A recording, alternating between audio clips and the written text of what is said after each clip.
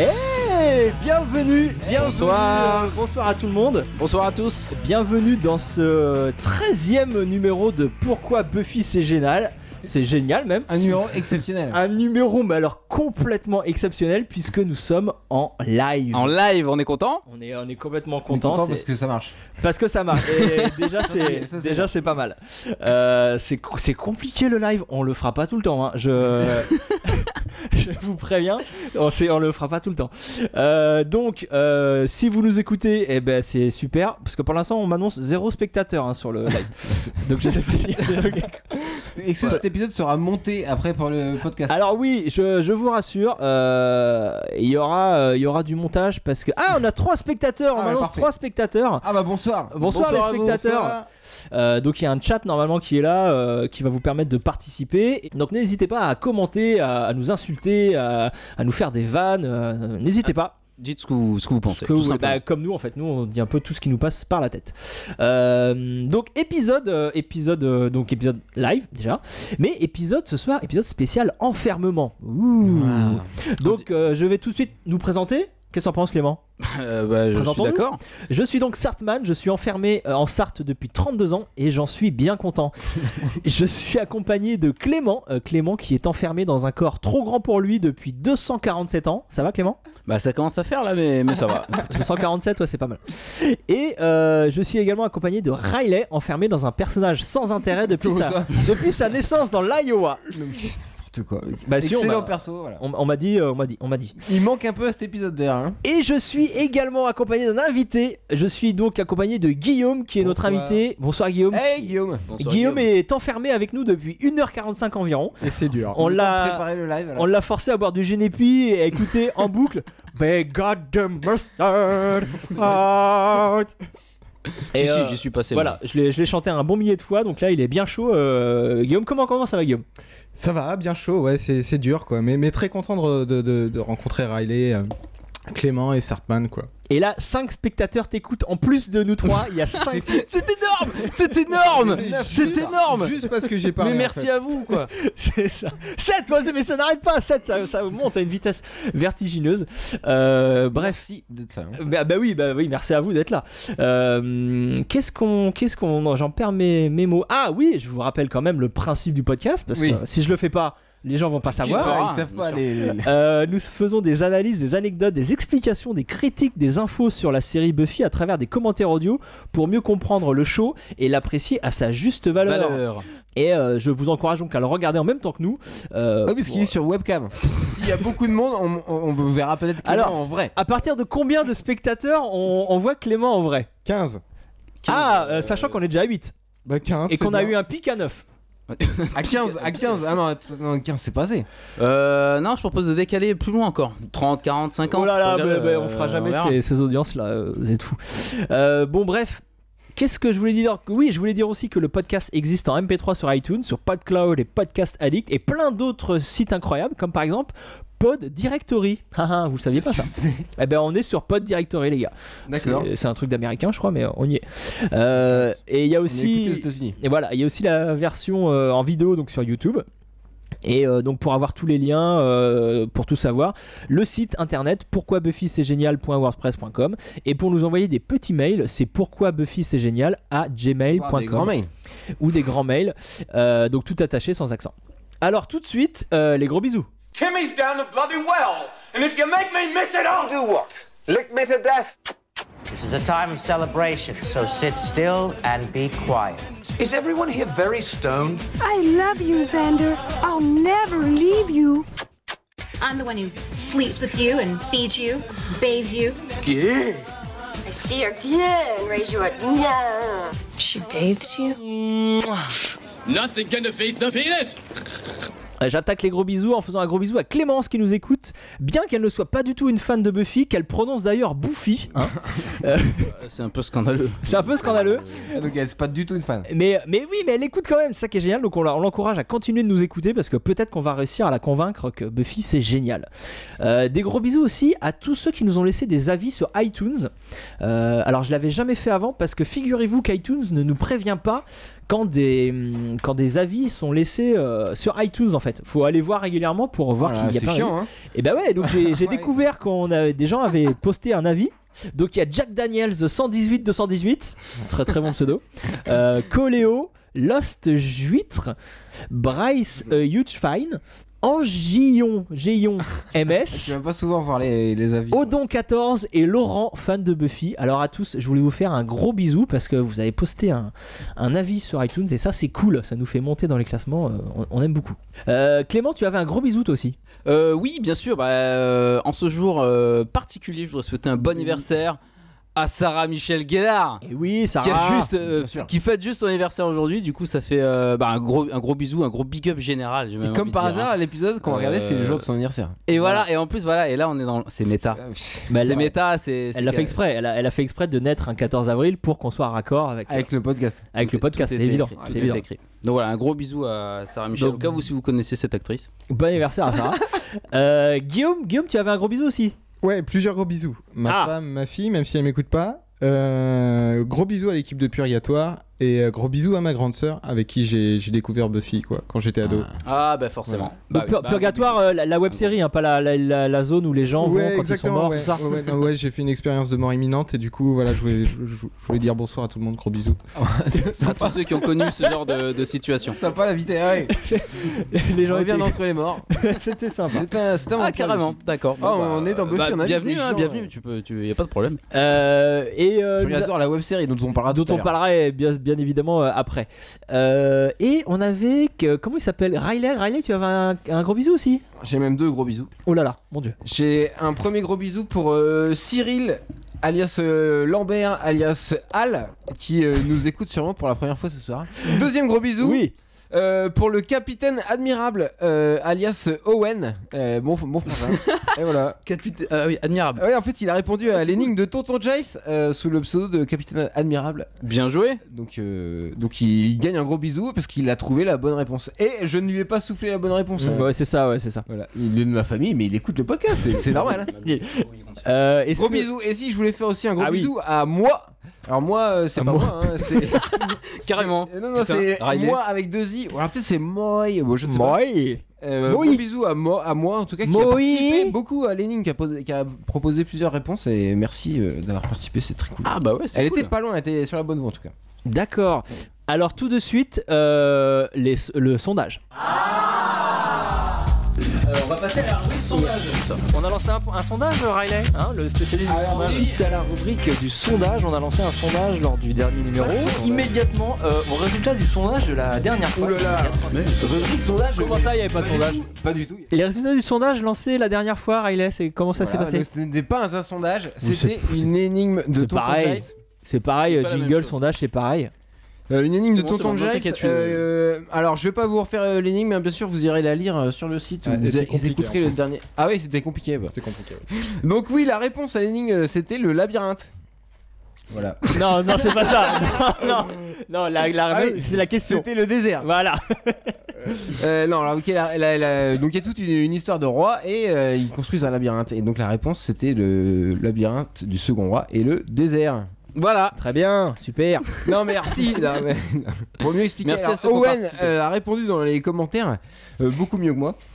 Et donc c'était tiré du livre L'Aleph de L'Aleph la bière. L'Aleph à bière, ouais, de Borges.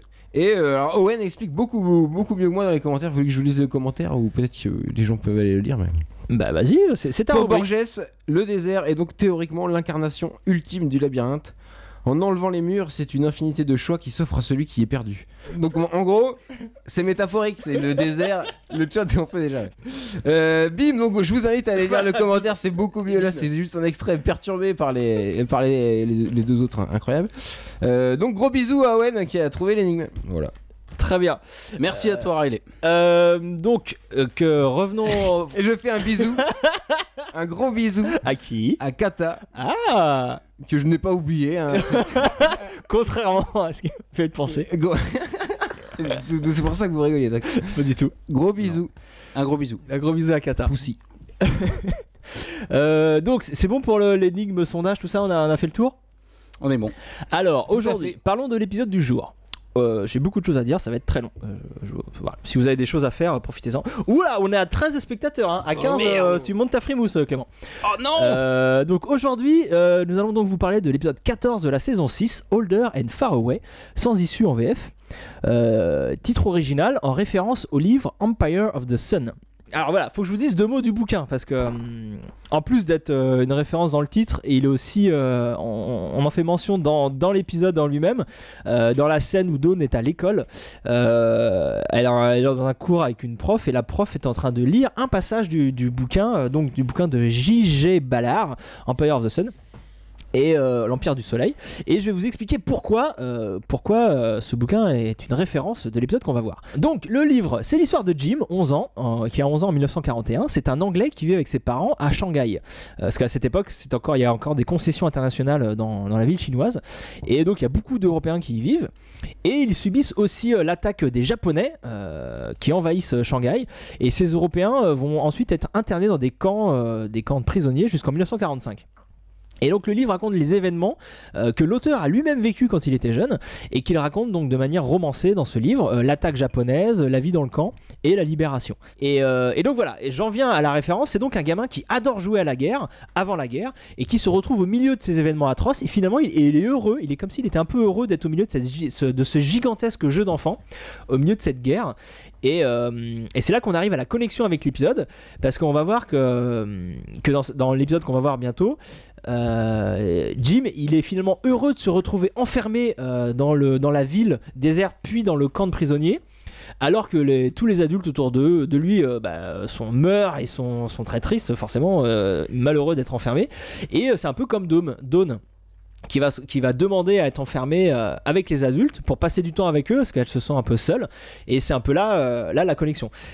T'as pas beaucoup parlé du film de Spielberg. Alors ouais, parce que tout le monde connaît ça en fait. Alors mais j'ai pas fini de mon explication. Older and Far Away, qu'on n'a pas parlé du titre en lui-même.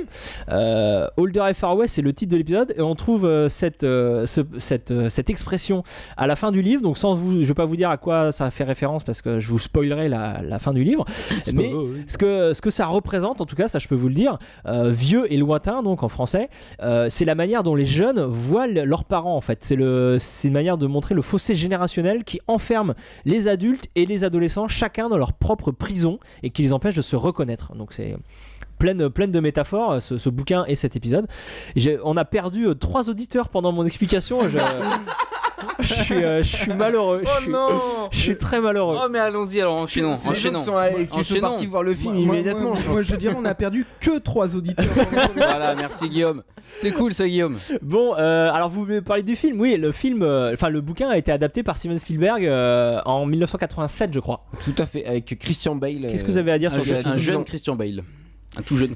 Moi j'ai trouvé ça très. En plus je l'ai vu il y a pas si longtemps que ça, et j'ai trouvé ça très très très bien. Ouais. Et on reconnaît bien Christian Bale. C'est un très bon film de Spielberg. Ouais. C'est pas son meilleur, hein. Non, mais moi je le connaissais pas, du coup j'étais content de découvrir la deuxième partie c'est un peu long, mais toute la partie à Shanghai c'est cool quand même. Ouais. C'est très très bien fait. On a été très long sur J.G. Ballard, mais bon il fallait, hein, c'est la référence, ouais. C'est la référence de l'épisode. C'est un épisode par contre écrit par Drew Greenberg. Tout n'est pas de J.G. Ballard. Drew Greenberg, c'est le Jones de l'équipe Buffy. On le retrouvera d'ailleurs par la suite sur des séries pour ados comme Smallville, Newport Beach, Clone Wars, Caprica ou encore Arrow, hein, que j'aime beaucoup, dont je vous parle régulièrement. Et cette année, il a fini par rejoindre Agent of S.H.I.E.L.D., dont on a parlé dans le numéro 11. C'est un épisode qui a été réalisé par Michael Gershman, qui était lui le chef-op officiel de la série. L'épisode a été diffusé pour la première fois le 12 février 2002 sur UPN. Est-ce qu'on a un petit pitch? Oui, bien sûr. Ah, Riley, un pitch. Alors ce soir, comme dans la vraie vie, j'ai envie de dire, c'est l'anniversaire de Buffy. Joyeux anniversaire. On a dit qu'on faisait pas. En direct, les mecs. On a dit qu'on faisait pas ça. Et comme on le sait, quand Buffy fête son anniversaire, il y a toujours un problème. Et c'est donc à cause de Dawn que Dawn qui va pas bien en ce moment. Hein. C'est pas la méga forme. Non. Et que nos héros vont rester coincés dans la maison de Buffy. Il y a tout le monde, il y a même Spike et Clément. Clément, on va te voir. Oui, tout à fait, c'est la grande première. Et tout le monde est là en fait, sauf Giles. Dommage parce que lui il a peut-être tout compris avant les autres. Mais...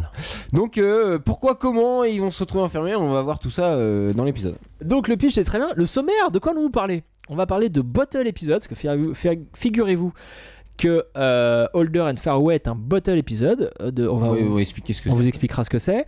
De la crise, on va parler de la crise d'adolescence, de l'enfermement, de mise en scène aussi, on va parler un peu, Riley. Bah oui, de mise en scène et de montage, c'est assez important cet épisode. Il y a des trucs vraiment bien et des trucs assez nuls. Ah, on va dire que c'est nul. Non, il y a des trucs pas bien dans cet épisode, on va en parler quand même. D'accord, ok. Alors si, voilà, moi j'avais un truc à ajouter avant qu'on commence. C'est que l'épisode s'inspire très largement, en plus de faire référence au bouquin, il s'inspire d'un film de Louis Buñuel de 1960. Pardon, je prononce beaucoup mieux l'anglais que l'espagnol, je suis désolé. Ah oui, En fait, c'est toi qui dis bouffi, quoi. Vous dites comment, vous? Buñuel. Buñuel. À la française, oui, mais il y a le aignet aussi, vous savez, non, il faut demander. Buñuel. Louis Buñuel. Bah Louis quoi.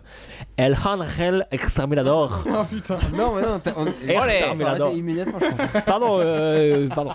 Bon, l'ange exterminateur. Ah oui. Ah voilà, d'accord. C'est mieux C'est tout de bon, suite. c'est bon. Donc c'est un film qui raconte l'histoire de gens De 62. je l'ai dit 4 fois. Ah pardon. Qui sont bloqués dans une salle de réception d'une grande maison. Et par une force invisible, ils savent pas trop ce qui se passe. Ça se passe au Mexique et alors il n'y a pas de vampire, il n'y a pas de baston, donc ça c'est un peu nul. Mais on y retrouve quand même exactement le même concept, hein, même les mêmes scènes quasi identiques. Les gens qui se demandent pourquoi on est là, je sais pas pourquoi t'es là, enfin qui n'arrivent pas à sortir et qui savent pas pourquoi. Les gens au bout d'un moment qui se rejettent la faute les uns sur les autres, tout ça. Et tout le monde devient à moitié fou, tout ça. Et dans ce film, le propos par contre est avant tout social. Ce sont donc tous des bourgeois qui se retrouvent coincés dans leur salle de réception pendant une soirée, alors que tous les domestiques se sont eux tous barrés de la maison juste avant, et avant que le problème n'arrive, comme si ils avaient su avant tout le monde qu'il allait avoir un problème. Et donc les bourgeois sont tous perdus, ils sont enfermés chez eux, et ils ne savent pas quoi faire. Tout ça, le film est une énorme allégorie de la société. Enfin, Louis dénonce quoi, il veut dénoncer la société mexicaine, l'oligarchie mexicaine qui se laisse vivre et qui ne prend pas en main la destinée du pays. Voilà, c'est ça en gros. Mais voilà, pour ceux qui n'ont pas vu le film, c'est exactement le même concept. C'est carrément la même chose. Et il y a plein de choses fascinantes de mise en scène. Et enfin voilà, il faut voir ce film avant ou après avoir vu l'épisode qu'on va voir. Mais ce film est très très cool. Donc, vous êtes prêts pour le décompte? Vas-y. Je vous ai parlé, les gars. Quand tu veux. Ouais, vas-y. mais on était au taquet. Mais on est un peu ému là, on est écouté. Bon, attention. 3, 2, 1, top. C'est parti. Play épisode. Alors. En direct. C'est beau. C'est dingue. C'est-à-dire que là, ce qu'on voit là, ça se passe en même temps sur YouTube. C'est génial. Devant la caméra, Clément, on verra. Alors oui, donc Previously. Alors moi, je vais parler un peu des Previously parce que là, je trouve que c'est une illustration parfaite, ce Previously, des inconvénients des Previously. Parce que pour ceux qui suivent et qui connaissent la série, on est presque spoilé en fait parce qu'on nous rappelle des choses que nous on connaît si on suit la série. Donc le fait que Alfred, on la connaît. Clément on le connaît et Dawn qui va pas bien on le sait, et donc on nous met en place des choses qui va se passer dans l'épisode qu'on sait déjà, et donc ça nous spoil. On sait qu'on va voir Alfred, on sait qu'on va voir Clément, donc alors que s'il n'y avait pas le Previously, on serait surpris de leur arrivée. Donc voilà, ça fait partie des effets pervers du Previously selon moi. Ça sert aussi à... Bon, c'est long là, mais après ça nous évite de rappeler qui sont les personnages quand ils arrivent. Ah, évidemment, c'est un Previously quoi. Mais parce que c'était l'époque où... Peut-être que s'il n'y avait pas ce Previously, on aurait été obligé de nous redire qui est Clément, c'est le pote de Spike, machin. Oui, parce qu'à l'époque on n'assumait pas de faire du total feuilletonnant en fait. C'est ça. Tu vois, dans les séries récentes, ils vont à fond dans le feuilletonnant et ils s'en foutent de représenter, ils représentent pas les personnages à chaque fois. Bon, c'est parti là. À l'époque, on était un peu à cheval entre deux. Début d'épisode, donc voilà, maison de Buffy. Donc la première scène, en 40 secondes, vous allez voir, le décor va être planté. Ça, c'est bien. On nous montre la thématique de l'épisode. Donc Buffy sort de chez elle en laissant Dawn toute seule. La situation que la petite sœur va vouloir inverser. Et en plus, on balance l'arrivée imminente de l'anniversaire de Buffy. Donc voilà, tout est dit en 40 secondes. Là Drew Greenberg a géré. Efficacité parfaite. Un beau manteau de Buffy avec rouge. Non mais cela dit, elle a l'air plus adulte déjà dans ses costumes. On l'avait déjà dit dans un autre épisode. Là, ça marque son évolution. Et Dawn qui reste toute seule au milieu du salon. Là, on voit qu'elle est pas bien. C'est l'ado. Guillaume, t'avais quelque chose à dire sur cette scène? Cette scène que je trouvais un peu inutile quand j'ai. Celle du cimetière? Ouais, carrément inutile en fait. Bon, après, on comprend que c'est cool. c'est beaucoup moins inutile, mais ouais, je la trouvais en trop en fait. Ouais, ça s'explique qu'à la fin de l'épisode quoi. Exactement, cette ouais. présence, ouais. Mais après, j'y reviendrai. Je trouve aussi que ce qui se passe en fin d'épisode avec ce démon est pour moi un peu inutile. Enfin, je trouve quoi. Bon, par contre, on est d'accord que le démon il est génial avec sa Bah queue de oui, cheval, là, il et- est- Il est Et puis il énorme. peut apparaître, disparaître. Voilà. Alors, et il là, est compliqué. Buffy ne voit pas que le démon. Non, l'épée. ouais, ça c'est gênant. Ouais. Elle l'a pas vu. Y a Non, pas de mais- plan sur elle pour montrer qu'elle est pas bien. Là, on Bah, a, elle a un elle est chapeau, filmée du dessus. elle a En pas plus, vu, c'est bizarre. Non, cette regarde, tenue regarde, pour elle est en train de se relever, elle est en train de se relever, donc du coup elle a pas, non, elle a pas capté, elle a pas vu, tout simplement.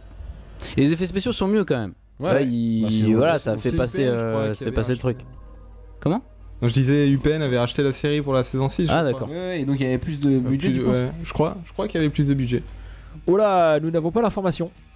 Attends, Peut-être je vais que voir- je vais voir parmi- ce qui se passe sur Twitter. Peut-être parmi qu'on va les m'annoncer. 13 spectateurs. Ah bah non, on me fait signe qu'il y a personne. Donc là, générique début. Générique début, vous avez des choses à dire sur le générique début, messieurs? Je l'aime bien celui-là, ouais. Ouais. Ouais. Non mais il y avait, Bah non, je on préfère on d'autres attend la épisodes, prochaine scène. d'autres, hein, pardon, d'autres génériques. Voilà, Spike, marrant. 14 spectateurs. Clément, 14 spectateurs. Ah merde. Ah, c'est retombé à 13. Quel suspense, il y a trop de suspense. Fallait pas le dire, malheureux. Est-ce que peut-être il y en a qui ont pas envie de voir ta tronche? Bah justement, voilà. Il est cool celui-là. Bah, Avec le décadré là. ouais, il est décadré, mais non, c'est pas. Priorité au direct, là on est dans la Magic Magic Box. Magic. J'aime bien ce plan là aussi, travelling derrière le. Ça dit plein de choses, On rentre dans la boutique, on en rentre fait, dans le avec truc. un travelling quoi. Ouais, bah reste que cette scène, on va pas apprendre grand chose quand même. Ça sert un peu à nous remettre dans le contexte l'épisode parce qu'on va évoquer les trois nerds, donc qui sont les gros méchants de cette saison. On évoque un peu Tara qui n'est plus avec Willow, donc ça c'est un élément feuilletonnant. Et on va accentuer le mal-être de Dawn qui cherche de la compagnie et personne n'est là pour lui en donner. Voilà, que des choses qu'on sait déjà. Hein. C'est un peu routinier comme scène, je trouve. Ça commence faiblement, ouais. La routine, c'est le mot, ouais. Carrément. C'est carrément la routine de la série quoi. Ouais, je dirais que c'est un peu routinier. Ouais, oui, Clément, t'as des choses à dire peut-être. Ah, sur le chat, on dit que c'est routinier. Ah oui, Attends, rien. Bah si, là on a déjà vu cette il y a scène un 10 000 fois. Je sais Ils pas, sont tous les trois autour de la table. Dans l'épisode Family, qui est quand même de la saison 5 que vous aviez fait la dernière Ouais, fois, il y avait déjà. Ouais, il y avait déjà ça, mais quand même. Déjà Mais là, il y a Magic pas de Box, rythme. En plus, les dialogues ils sont pas super, je trouve, c'est mou quoi. Et il y a même pas de musique. Bah là, on n'entend pas évidemment sur le live, mais il y a même pas de musique derrière. Il y a des gros blancs. C'est insupportable quoi. Sartman explique à Clément comment se passent les internets. Bah ça se passe bien. On est assez content. Figure-toi que tout va bien. Voilà, on te fera signe dès qu'il se passe quelque chose.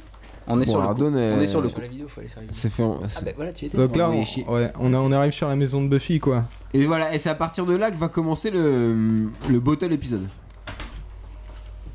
Non, t'es sûr? Après, il y a le Non, lycée, non, quand non, même. non, non. Ah oui, pardon, non, il y a non, lycée, tout dans je Bottle suis en avance. Ouais, bah tu ouais. Voilà, mais alors les gars, je peux pas vous laisser tout seul 2 minutes là, vous faites Je l'ai n'importe repris, quoi. moi, je l'ai repris. D'ailleurs, c'est Drew Z Bien joué. Greenberg, t'as pas dit Z. Hein. Bien joué, le Ah, Z, on s'en le fout. plan en plongée, là, quand même, qui est top, quand même, pour montrer que Dawn, elle est toute seule. Ouais. Donc voilà. Milliard de peluches sur le. Ouais, c'est une ado. Et donc elle a voilà, des peluches. c'est une ado mal dans sa peau. Et une ado mal dans sa peau, ça fait quoi? Bah ça fait des conneries. Kleptomane. Et voilà, donc elle a choisi l'option kleptomito. Et bon, bah, par contre c'est pareil, hein, c'est pas nouveau, on le savait déjà. Donc elle vole des trucs dans des magasins depuis un petit moment, notamment dans la Magic Box.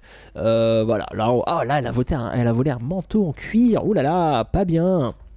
Mais Les gens disent qu'ils sont sur le chat YouTube ouais, et qu'on les voit pas. ben moi non plus, j'arrive pas à les voir. Alors bon, je m'excuse, c'est une nouveauté. Je crois que sur YouTube, il bloque les insultes, en fait.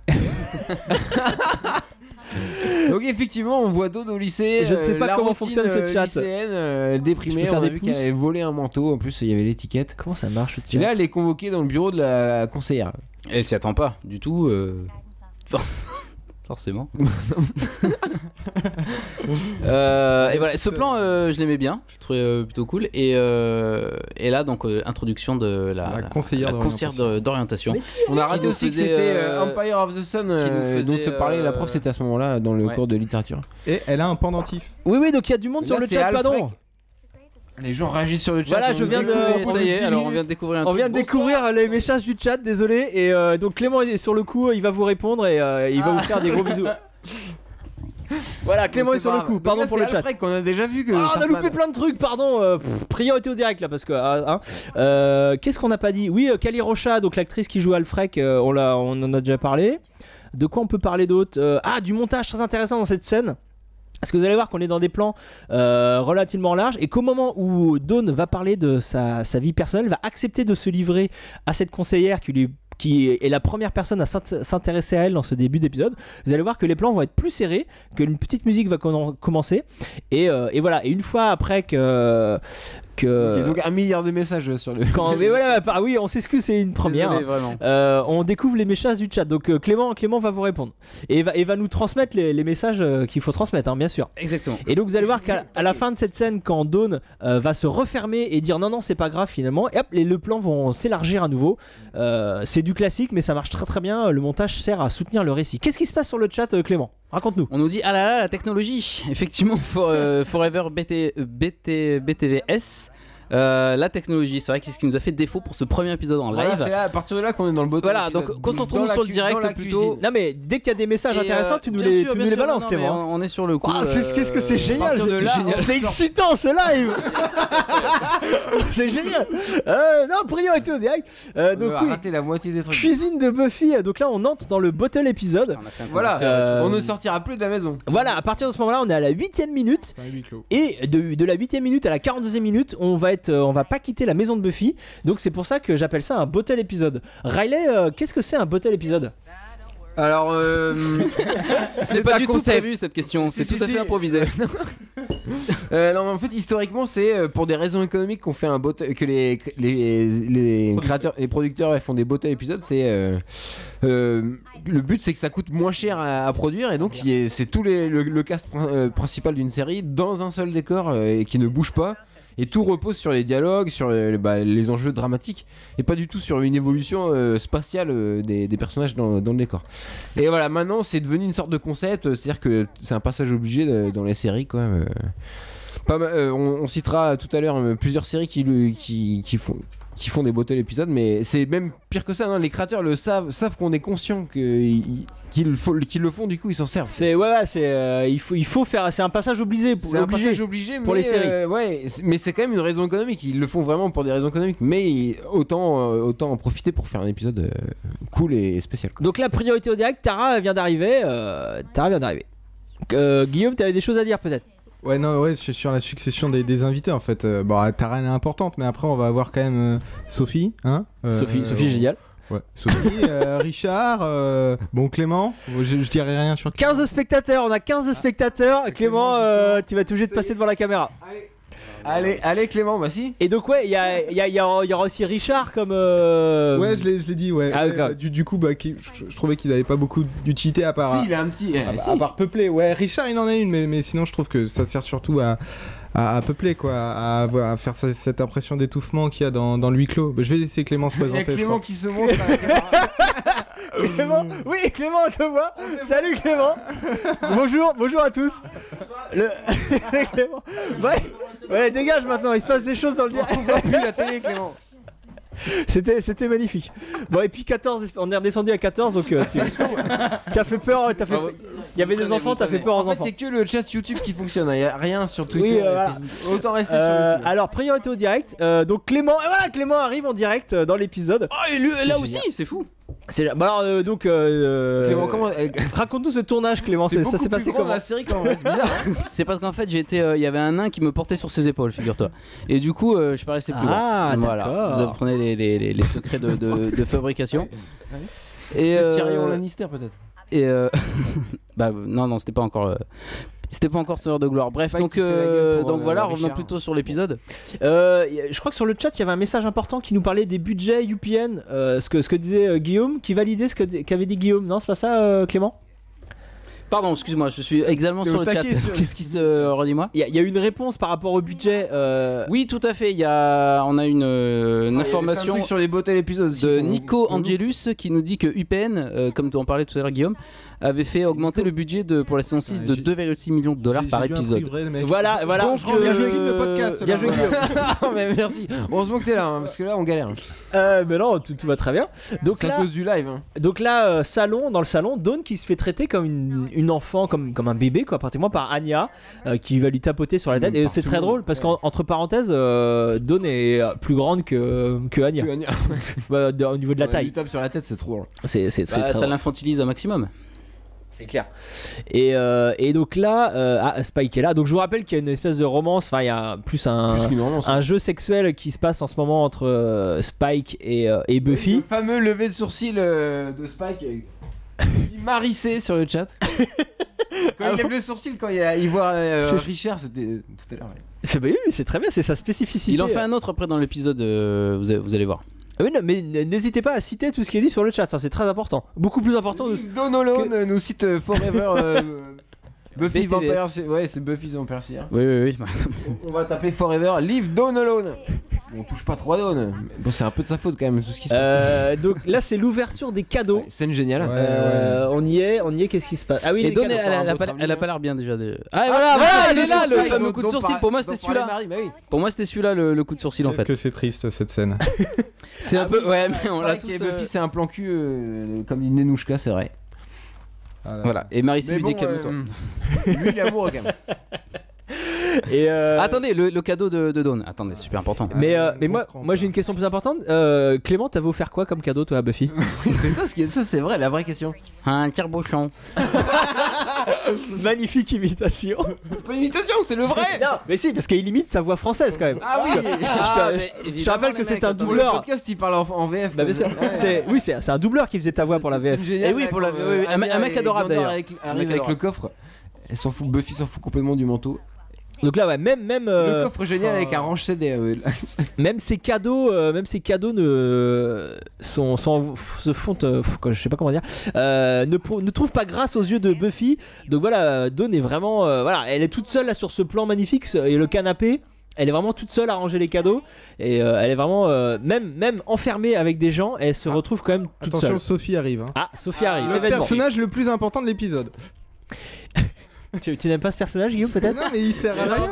Comme dit Anya, mon ami est meilleur que c'est. Exactement, Richard au moins il donne l'heure et voilà. Alors attention, et il a un t-shirt rouge. Et puis il va se prendre un coup de. Mais alors surtout, pile à ce moment-là, alors il faut être attentif au son. Là, on va pas l'entendre ici, mais chez vous, enfin quand vous écouterez en différé ce podcast, il faut bien là, à ce moment-là.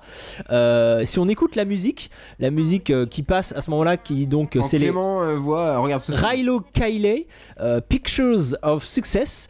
Et donc le texte de cette musique, on peut entendre And Mexico can fucking wait.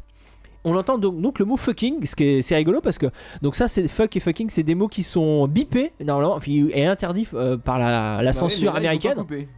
Et là du coup oh mon dieu, attendez bon, c'est passé à la trappe, la censure ne s'est pas rendu compte de ça et pourtant on l'entend assez clairement. Oh, Clément il danse. Clément qui danse avec Sophie, c'est génial. Le rythme dans la début d'acte 2. Est-ce que t'as pécho Clément ce soir là ou pas? Parce que là t'avais l'air pas mal avec Sophie là. Je suis parti tout seul. T'as pas pécho Sophie? Plan génial, hein, où on voit tous les invités et on finit sur Dawn en gros plan plongée, ouais. Bah elle est toute seule. Soirée pourrie, hein. Alors là mon personnage préféré, Richard. J'ai 2 mots à dire sur Richard. Il donne l'heure. Donc il donne l'heure et surtout il porte un polo rouge. Et c'est bien évidemment une référence à Star Trek. Bien évidemment. Mais évidemment. Star Trek. Bien évidemment, il dit. Star Trek, la série originale, bien sûr. Parce que dans Star Trek, l'original, il y avait des personnages, donc les fameux Red Shirt, qui avaient des t-shirts rouges. Et ils étaient toujours envoyés avec les acteurs principaux pour faire les missions. Et c'était eux les premiers à se faire tuer. Une fois sur la planète mystérieuse ou pendant la mission.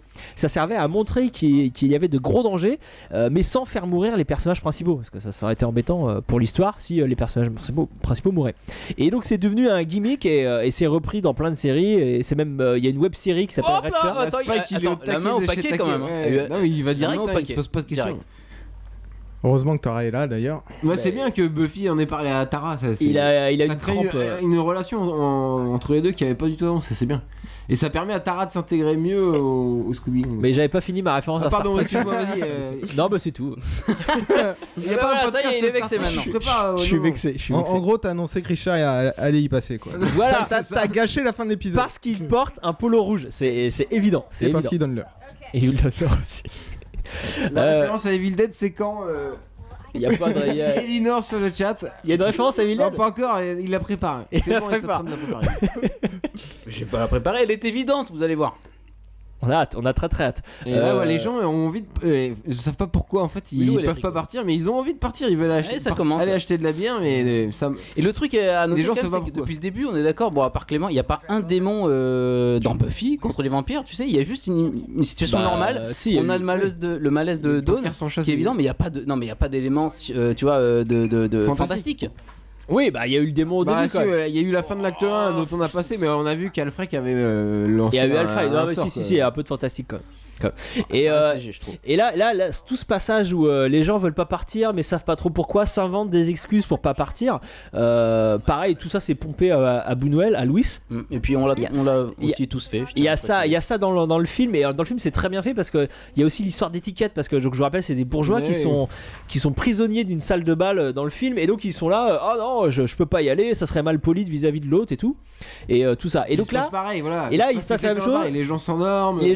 Et c'est le lendemain matin, et donc là il y a un plan très étrange, un plan zénital avec un grand angle pour nous montrer l'étrangeté d'une situation qui a priori est banale. Bon, des gens ont passé une bonne soirée, ils sont endormis au lieu de la soirée, mais le grand angle nous déforme un peu l'action et nous donne une impression d'étrangeté en fait. C'est très intéressant. Je tiens juste à dire qu'au début de cette scène, on voit Dawn rigoler grâce à Clément. Et Clément, c'est le seul qui fait rigoler Dawn dans cette épisode. Exactement. Merci Clément. Heureusement que t'es là. En parlant de Clément, ça dit quoi sur le chat?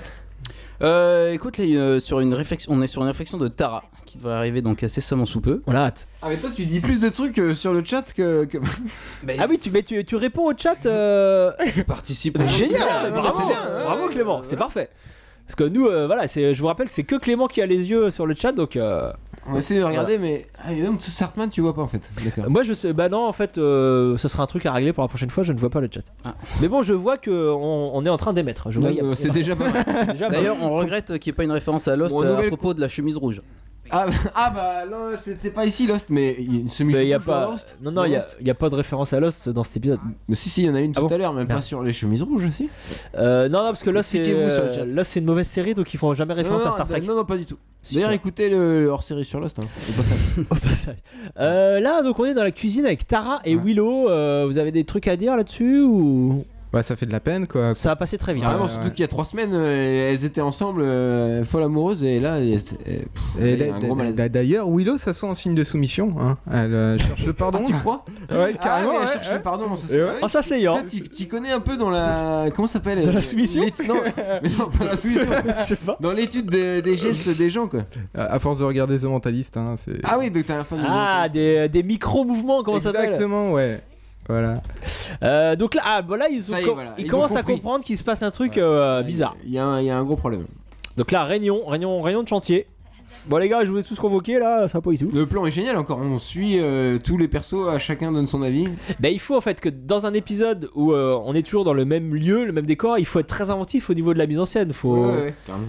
Et c'est ce que d'ailleurs je pense à un très très bon film de Polanski. Vous voyez, avec 2 couples. Vous voyez ce film Carnage, un très bon, qui est très. C'est un film qui se passe dans une seule pièce. C'est tiré d'une pièce de théâtre. Et pareil, il y a une inventivité au niveau des plans. Il n'y a jamais 2 fois le même plan, alors qu'on est toujours dans la même pièce. Enfin, c'est fascinant. Il faut voir ce film également. Ça date d'après Buffy, mais c'est quand même génial. Mais viens pas te mêler de mon chat, toi. Retourne là-bas. Putain, t'es sur ton conducteur, voilà. Tout le monde est à sa place, tout va bien. Voilà. Tout va bien. Parce que toi, t'as pas de conducteur, peut-être. Ah, peut-être. C'est faux, en plus, c'est faux. Clément, tu n'as pas de conducteur. J'en ai un, il est écrit, voilà, c'est bon. Il était derrière, tu te... Non, mais Clément, n'hésite pas à intervenir s'il y a des messages. Je suis sur le coup. Des messages qui Mais là, on parlait de Lost, j'ai trouvé ça sans intérêt. Vous avez raté, mais on peut pas tout dire. On rate trop de trucs. Et pendant ce temps, d'autres podcasts pour le là, pour le coup, évidemment, vous doutez bien que je vais pas dire à chaque fois dès qu'il y a un message. Parce que si ça nous permet de rebondir. Évidemment, bien sûr, mais ça arrive pas mal, donc il faut. C'est génial ce live. Chambre de Dawn, priorité au direct. C'est un plan génial, Guillaume. Ouais. Encore une fois, quoi. Enfin, elle est jugée là. Elle est toute seule sur le plan. Elle est toute seule assise. Elle est jugée.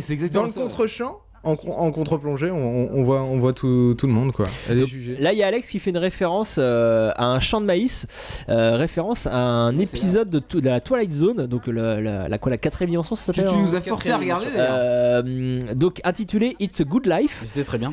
C'est l'histoire d'un gamin de 6 ans qui sème la terreur dans un village car il a des pouvoirs incroyables. Bon, je peux finir mon explication. Il s'amuse par exemple à transformer les gens en diables à ressort ou à les faire disparaître dans un champ de maïs. Et donc tous les adultes ont super peur de lui et font tout pour qu'il soit content. Et donc c'est ça la référence en fait. Ils ont tellement peur qu'ils font tout pour. Ils disent que tout ce qu'il fait c'est génial. Et c'est de ça qu'a peur Xander. Il a peur que Dawn ait des pouvoirs, le pouvoir de les enfermer. Et donc il faut être gentil avec Dawn, sinon. Le get out de Dawn arrive. En fait, je trouve que cette scène elle fait beaucoup de peine parce qu'on a suivi Buffy pendant les premières années. C'était vraiment une série d'ados. Ils étaient tous des ados. Et là on voit vraiment qu'ils ont grandi, quoi. Ils comprennent plus les problèmes de Dawn, quoi. Ils comprennent plus les problèmes d'ado. C'est ça, maintenant c'est des adultes. Exactement. Ils comprennent pas du tout. Voilà. Pourquoi Buffy se demande pourquoi elle m'en a pas parlé et tout. Bah non, mais tu faisais pareil quand tu étais ado. Oui. C'est marrant qu'elle. Maintenant ils ont des problèmes de drogue, quoi. C'est tout. Pas tous. Pas tous. Non, mais certains comme Willow par exemple, qui va pas tarder. Qui va pas tarder à surjouer un petit peu son manque de magie, parce que là elle est en période d'abstinence de magie, de trucs magiques. Au passage, si vous voulez avoir quelqu'un qui joue bien le manque de drogue, il faut regarder Charlie dans Lost, je pense. Voilà, la référence à Lost, elle était là en fait. Voilà. Ah oui, d'accord. Non, ça y est, c'est bon, tu peux continuer. Donc Lost s'est inspiré du jeu de Willow pour créer le personnage de Charlie, c'est ça? Je pense que Charlie a regardé Willow dans cette scène et c'est évident. Je vais faire l'inverse en fait. Pas l'inverse, mais mieux. Parce que là, je trouve qu'elle exagère vraiment la tremblote et tout, quoi. Ah ouais. Mais si. C'est toi qui en parles. Je sais pas, j'ai jamais été en manque, je sais pas comment. Ah ouais, c'est pour ça. Mais d'accord, ok, je vous crois. Clément, comment ça se passe sur les internets? Clément n'arrête pas de tapoter là. Non, mais on nous dit qu'effectivement Buffy, que Dawn est habillée comme Buffy en saison 1 et ça effectivement. Ah ouais, mais bonne remarque. Qui a dit ça? C'est une très bonne remarque. Elinor. Ça recoupe avec ce qu'a dit l'invité. À toi, Elinor. Marissé qui dit que les seuls épisodes où Anya l'énerve. C'est celui-là? Ouais, non, Marissé dit ça, donc c'est dommage. On va en reparler d'Anya tout à l'heure. Parce qu'elle est blonde en plus, c'est peut-être pour ça. Non, en blonde, c'est bien. Marissé, je te trouve très patiente, hein, parce que. On est désolé, on va parler d'Anya un peu plus tout à l'heure. Anya. On rate tout là, donc ils sont coincés, ils essaient de lutter, quoi. Et on est qu'à la moitié de l'épisode. Et il y a quand même Richard qui s'exprime. Avec son t-shirt rouge. Il dit que c'est l'heure d'y aller peut-être. Clément qui se drague. Ça c'était une performance d'acteur, j'ai un coaching pour ça. Ah, comment se passaient les journées sur le plateau, Clément? Oh écoute, Joe c'était très sympa. Et là on rattaque sur la scène du cimetière. D'accord, tout le monde s'en branle de ce que je dis. C'est pas de chance. Le behind the scene de Clément ne passionne pas les foules. C'est pas grave, super pour une fois qu'il y a un épisode sur Clément. Bref. Donc là l'épée, qu'est-ce qui se passe? Oh mon dieu! Donc là on arrive en fin d'acte 2, hein, c'est ça hein. Donc faut du danger. Et vous avez vu, fin d'acte 1 il y avait Alfrec, fin d'acte 2 va y avoir le démon avec une queue de cheval. Le démon, voilà. Il n'y a pas de démon dans les. Il n'y a pas beaucoup de démons dans l'épisode, sauf en fin d'acte pour rappeler le danger. Vous voyez, ah on a peur. Bim. Fin d'acte. Donc là début d'acte 3 et là.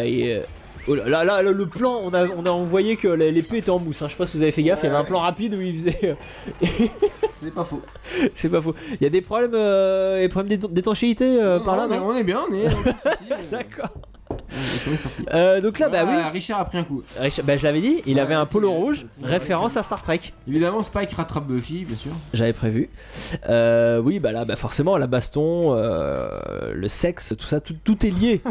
Tout est lié. Forever nous dit que. Oui, j'allais en parler. Commence à s'éloigner à partir de maintenant. Qu'est-ce que t'en penses, Sartman? le Scooby Gang ça fait un moment qu'il s'éloigne, éternellement s'éloigne et se rapproche. Ouais, c'est ça. Tout le temps. À chaque fois qu'il y a des. Et le retour de Buffy fait que c'est. Enfin, en saison 6 fait que. T'as vu, Guillaume, il y avait Sophie. Oui, voilà. Il y avait le personnage de Sophie quand même. Fait qu'elle est un peu à l'écart aussi. Ils se comprennent moins, quoi. Ce passage de cette saison 6 fait beaucoup penser au début de saison 3. Je vais en parler plus tard. Ouais. Mais quand Buffy revient de Los Angeles après son exil post-traumatique. Sa fugue d'adolescence. Début de saison 4 aussi. C'est un autre truc parce que c'est le contexte il y a ça aussi. Oui, t'as raison aussi. Parce que oui, ils se sont séparés à la fac, tout ça. Mais c'est une des ficelles récurrentes de Buffy. Le groupe d'amis qui forcément ce ne sont que des amis, ils ont rien d'eux qui les lie, donc forcément parfois ça s'éloigne, parfois ça se rapproche. Là, à partir de maintenant dans la maison, donc il y a le démon est révélé, il y a une sorte de craquement dans les murs tout le temps. Ouais, ça c'est drôle. Ça met une ambiance. On était dans un mode un peu comique, enfin un épisode un peu comique, et là on passe dans le dramatique. Ouais, et puis moi ça me fait penser. Richard est blessé, la musique est différente, les sons craquent. Ces craquements de bois, ça me fait penser à un bateau, comme si c'était des naufragés sur un vieux bateau qui craque. Enfin, c'est très. Une ambiance. Putain, excusez-moi. On a eu peur, il y a Clément qui arrive. Non, salut, t'as pas des chips? T'as pas des chips. Donc Clément t'arrive. Et alors juste, je reviens en arrière. À un moment donné, Spike a proposé à Buffy de ne plus jamais célébrer son anniversaire, parce que et ça va effectivement être la solution que va choisir Buffy par la suite. Il n'y aura pas d'épisode spécial anniversaire de Buffy dans la saison 7, alors qu'il y en avait eu un en saison 2, 3, 4 et 5. Faut pas fêter l'anniversaire de Buffy. Voilà, et donc la 6, et à chaque fois que forcément que la tueuse fêtait son anniversaire, un truc pas cool arrivait. Donc c'est marrant cette vanne, parce que c'est effectivement la solution que va choisir. C'est peut-être parce que c'est un bottle épisode, ils se disent qu'est-ce qu'on va faire? Tiens, on n'a pas fait la nif de Buffy, on va le faire. Mais ils l'ont déjà fait plein de fois. Bah ouais, mais du coup voilà, enfin c'est comme Halloween, c'est un bon prétexte pour regrouper les gens, ça c'est sûr. Là on est sur Anya, et c'est là que je voulais lancer un petit sondage sur Anya. Un petit sondage. Je vais avoir des réponses en direct sur le sondage, donc ça c'est vraiment génial. Alors ça serait complètement fou. Donc on est d'accord que Anya est géniale. Oui, bien sûr, et surtout en blonde. Surtout en blonde. Alors, quel est votre épisode préféré centré sur Anya? Donc, j'en ai choisi 4 arbitrairement. Il y a peut-être pas forcément, vous n'êtes pas forcément d'accord, mais vous n'avez pas le choix.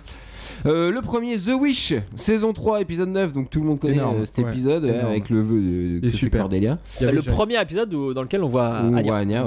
Hells Bells, saison 6, épisode 16. C'est le mariage de Xander et Anya, un épisode assez important. Et je rajoute Entropie. Saison 6, épisode 18, c'est Anya qui prépare sa vengeance suite à l'échec un peu du mariage. Et enfin Selfless de la saison 7, épisode 5, l'épisode de fou où on voit le retour d'Anya et on voit tout son passé. Et d'ailleurs c'est écrit par Drew Goddard qui fait en ce moment Daredevil.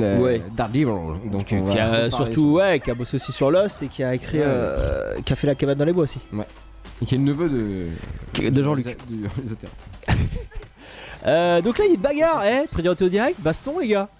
La baston était cool en plus, on rate tout là. Il est trop long ce sondage. Voilà, et surtout on a vu que le vrai problème du groupe c'est symbolisé par Anya quand chie un maximum et qui va pas tarder à se rebeller, enfin en vouloir à Willow. Le problème c'est qu'ils vont apparaître, ce sont les gens entre eux qui victimes de l'enfermement, et ils vont commencer à se comporter bizarrement et avoir des comportements même dangereux et violents. Marissa il nous répond selfless. Ouais. Ah oui, d'accord, pour le sondage. Mais c'est bien d'avoir des réponses indirectes. Donc tu vas énumérer toutes les réponses. Non, je vais pas tout énumérer. Non. Et je compterai ces voix. Et donc oui, et dans le film de Buñuel, de Luis, ça va super loin, ça, ces histoires de conflits entre les gens parce qu'ils sont enfermés. Il y a des morts, il y a du sexe, il y a même des trucs avec des moutons à un moment donné. Enfin voilà, j'encourage à voir ce film, L'Ange Exterminateur de Luis Buñuel. Très bien. Louis avait tout compris. Louis avait tout compris et en plus la fin est cool. La fin est cool. Non mais ne spoilons pas. Non mais c'est comme la quatrième dimension quoi. C'est. Ouais, ça fait penser à ça. C'est complètement ça. Donc la conversation entre Dawn et Buffy, Dawn lâche enfin à Buffy que son problème c'est qu'elle se sent seule. Et comme à chaque fois dans Buffy, qu'on donne à un personnage ce qu'il veut, il finit par comprendre qu'en fait c'est nul et qu'il n'en a pas vraiment besoin. C'est toujours ça dans Buffy, vous allez revoyer les épisodes, c'est toujours ça. Et donc elle se rend compte que c'est nul de forcer les gens à rester avec elle et que ses amis en fait sont vraiment là, il suffit juste de leur demander et d'ouvrir les yeux. On a plein de fans de Anya sur le chat. Mais Anya est géniale, c'est sûr. Et par contre, et donc c'est rigolo de mettre ce sentiment de Dawn en parallèle avec ce que dit Joss Whedon par rapport à l'écriture. Il répète, c'est une phrase célèbre de lui. Il dit qu'il faut jamais donner au spectateur ce qu'il veut, mais ce dont il a besoin. Et c'est pareil pour Dawn. On lui donne ce qu'elle veut, des gens autour d'elle avec elle, et elle se rend compte qu'en fait finalement elle n'en a pas besoin. Donc là, débat. Dans la salle à manger, ouais. Dans la salle à manger, sur Willow, est-ce qu'elle doit se remettre à la magie ou pas? C'est chaud, il y a débat. Vous en pensez quoi, vous? Bah, elle devrait pas, parce qu'elle est en manque, on a vu quoi. Ouais, c'est pour ça qu'au départ, c'est. En même temps, c'est la seule solution là. Mais justement, ouais, mais c'est une épreuve pour elle. Au début, elle doit refuser pour accepter après plus tard. Moi, ce que j'aime. C'est bien qu'elle fasse ça. Elle lui dit d'ailleurs. Pardon, excuse-moi. Non, je t'en prie, vas-y. Ce qui est bien aussi, c'est Tara qui prend de l'importance. C'est ce que j'allais dire. Ouais, non mais Tara qui prend de l'importance, qui s'affirme. Et je pense que le fait qu'elle connaisse l'histoire avec Buffy, ça lui permet d'être plus à l'aise. Elle connaît un secret. C'est tellement le contrepoint du précédent épisode que vous avez podcasté que. Oui, de Family. Ouais, carrément, où elle était complètement paumée, elle trouvait pas sa place, et là, on voit qu'une saison après, elle s'impose. Elle fait complètement partie de la famille, ouais, carrément. You have to go. Elle dit même you have to go through me first. Elle dit donc à Anya, tu devras me passer dessus. Faut pas s'opposer à Anya quand même, c'est chaud. Pour si tu veux faire quelque chose à Willow qu'elle ne veut pas faire. Et c'est exactement ce que dit Buffy au père de Tara dans l'épisode Family. Donc voilà, maintenant Anya fait partie de la famille et elle se met. Tara fait partie de la famille et elle protège les membres de la famille. J'aime bien qu'Anya soit en opposition justement à ce moment-là. C'est elle qui crée le conflit avec. C'est un ancien démon. Bah, et puis voilà, non mais c'est souvent que son côté démon, ancien démon, revient régulièrement dans les périodes de crise. C'est ça qui va encore sauver la mise à la fin. C'est encore grâce à Anya. Ouais, dans les périodes de crise, c'est elle la première à remettre en cause le plan ou à dire lui il fait pas bien ou à dire les choses que personne n'ose dire, tout ça. C'est ce qu'on aime. Bah, son franc-parler, elle débloque les situations des fois, quoi. Tu vois, elle arrive, elle dit des trucs que tout le monde ose à peine dire. C'est ça. Comme nous dit Forever. On peut pas en vouloir à Anya de vouloir sauver tout le monde. Ouais, c'est pas faux, c'est pas faux. Du geek nous dit que Anya a une réaction humaine en fait, tout simplement. Ah oui, c'est intéressant ça. Ouais, pour un ancien démo, c'est peut-être elle la plus humaine. Et donc là, elle se met à fouiller dans les affaires de Dawn. Et là, oulala, ça va pas du tout. Elle va découvrir les objets volés par Dawn. On a très très peur. Alors que, du coup tu nous l'as dit, donc on a un peu moins peur là, mais on va découvrir ça quand même. C'est un peu et là elle dit non, mais elle bouge pas. Bon bref, allez, on va pas passer là-dessus. On va passer là-dessus d'ailleurs du coup. Et là du coup découverte. Aïe aïe. Et sur Twitter et Facebook, on a des messages comme ça. Je suis sur le coup, c'est dingue. C'est dingue tout ce qu'il y a.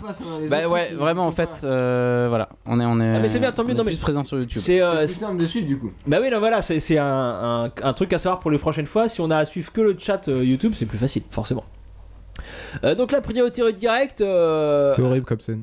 Voilà. Mouchka parle de Dark Willow là. Et là, attention. Alors regardez ce plan magnifique, ce plan où Dawn se fait attraper par le bras par Anya. Ouais.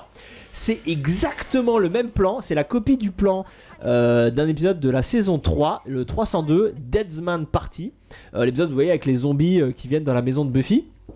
Et sauf que là, c'est dans cet épisode de la saison 3, c'est Buffy qui se fait attraper par le bras par sa mère, par Joyce, au moment où elle hésite à repartir à Los Angeles parce que elle a retrouvé ses amis, mais elle retrouve pas sa place et elle descend en furie l'escalier et se fait attraper comme ça. Et là, c'est intéressant de voir que déjà Dawn vit un peu les mêmes choses que Buffy.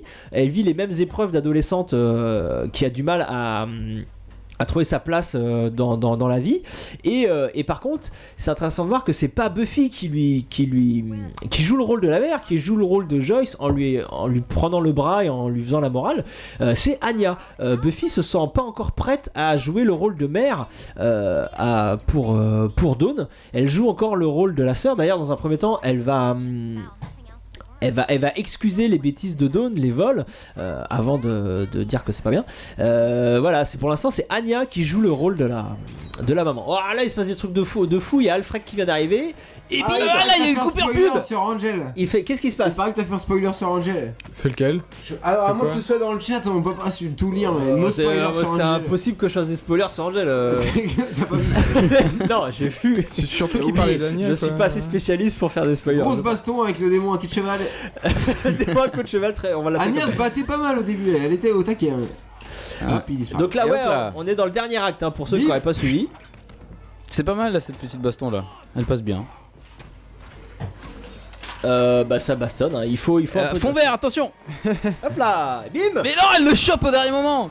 Et oui. Nico Angelus nous dit que c'est très bien vu avec la référence à Deadman Party.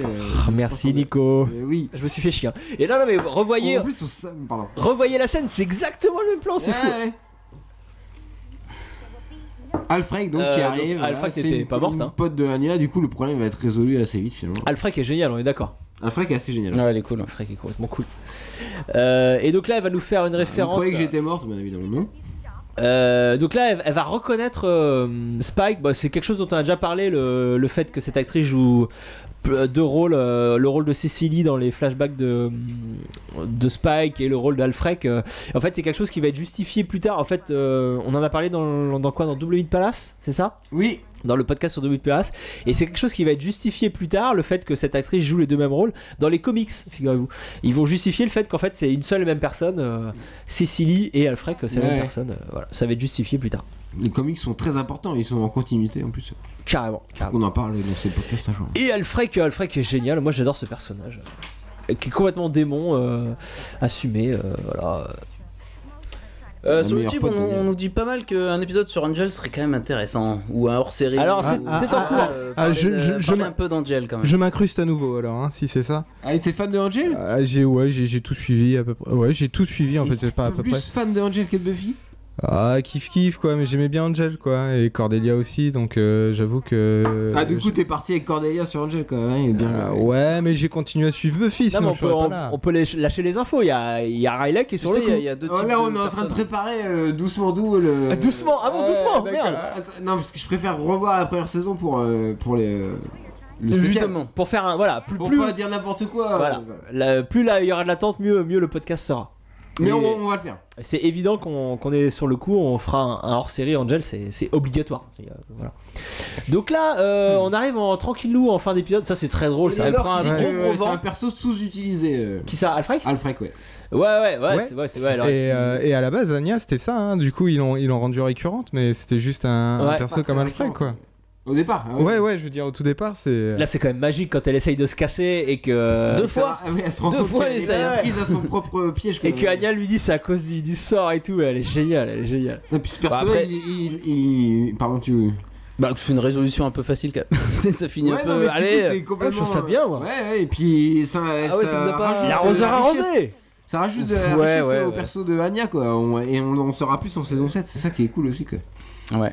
Ça, voilà, ça ils se l'ont mis pour elle aussi sert à quelque chose, Anya, quoi. Bon, alors là, il y a un faux raccord avec la Magic Weed. La Magic Weed qui est carrément de la Magic Weed. Vous voyez là quand. C'est hyper. Bon, quand. Ah bon j'avais pas vu, vraiment, j'avais pas Tara qui range la Magic Weed, il y a un faux raccord. Dans un sac plastique. Ouais. C'est pas bon. du tout fin la référence encore, quoi. C'est dommage que cette histoire de drogue à la magie est un peu. Oui, arrête, on sait que tu n'aimes pas cette histoire, mais arrête de le dire à chaque fois. Ouais, non, mais à chaque fois, du coup, j'appuie Riley, moi, là-dessus. Hein. Je trouve que c'est. Ouais. À un moment, il va carrément voir son dealer de trucs, moi, c'est le pire moment. Par contre, ce qui est bien, c'est ce qui arrive avec les Dark Willow après. Donc, cette histoire sert à quand même à introduire toute cette fin. Donc, c'est pas inutile, mais ça aurait pu être mieux fait, je pense. Tout à fait. On n'est pas d'accord sur la saison 4 sur le chat. Alors, ça se dispute. Mais c'est bizarre parce que là on est sur la 6. Pourquoi il parle de la saison 4 sur le chat? Il se passe des choses folles. Il parle de la 4. Il y a une discussion parallèle. Il parle de la saison 4 de Angel en fait.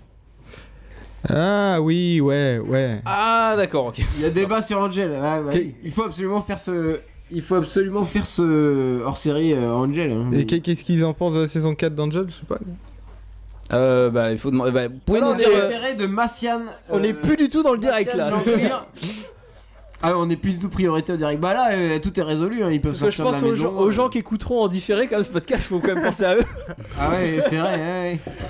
Ça nous dit voilà. Tant pis, il faudra copier les résolutions de l'énigme. Finalement, voilà, c'est bon. Voilà. Ils peuvent partir. Et Richard est vivant.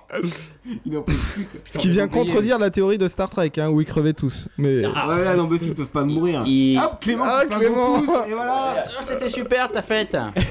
D'ailleurs, c'est exactement ce que je pense de ce podcast. C'est super. C'est super. Mais oui, non, mais dans Star Trek, ils meurent pas tous à chaque fois, mais ils prennent cher. C'est toujours eux qui y prennent.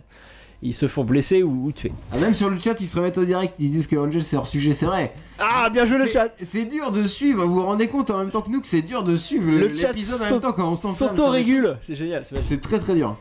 Ah bah du coup l'épisode est fini. Voilà. Ça s'est fini sur la porte qui se ferme. Ah bon? Dawn en train de sourire et Buffy. C'est marrant parce qu'on a absolument pas parlé. Il passe tout l'épisode dans la maison et au lieu de sortir, il referme la porte quoi. C'est beau. Voilà, c'est magnifique. Oui, parce que rappelez-vous la première scène de l'épisode. Buffy se casse, chassée, et laisse Dawn seule dans l'appartement. Ouais. Et donc là, elle ne part pas, elle reste avec sa sœur. Donc conclusion. C'est l'heure de la conclusion. Je viens de mettre le truc. C'était super génial. C'était beau, hein. Donc ma conclusion, c'est un épisode sympa, mais pas mal. Pas mal. C'est bien, mais pas mal écrit. Pas ouf, mais pas mal. Il met du temps à se lancer, quoi. C'est ça. Voilà. Par contre, c'est un très bon exemple de bottle épisode, je trouve. Et pour conclure, je voudrais qu'on parle des bottle épisodes. On vous a expliqué le concept, mais je voudrais vous citer plusieurs exemples de bottle épisodes de d'autres séries. Au cas où vous connaissez pas, et donc pour mieux comprendre ce que c'est un bottle épisode. Et généralement, les bottle épisodes sont des épisodes très bons des séries. Généralement.